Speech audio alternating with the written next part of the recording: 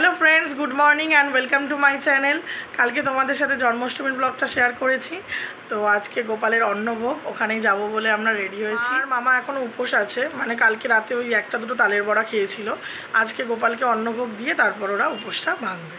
তো চলো তোমাদের সাথেও শেয়ার করবো কী হচ্ছে।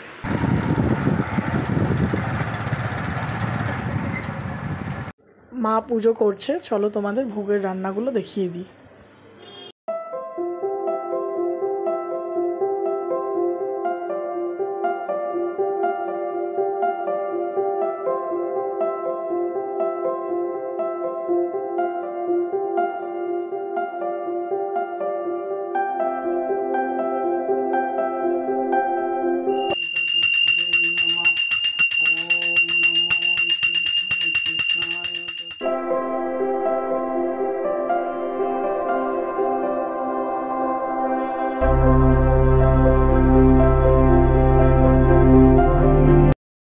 মামা এখানে গোপালের জন্য ভোগ বাড়ছে।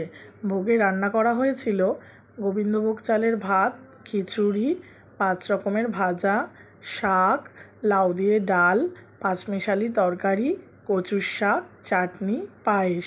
প্রত্যেক বছরই গোপালকে এরকমভাবেই ভোগ নিবেদন করা হয়, আর প্রত্যেকটা থালাই গোপালের সামনে এরকমভাবে সাজিয়ে দেওয়া হয়।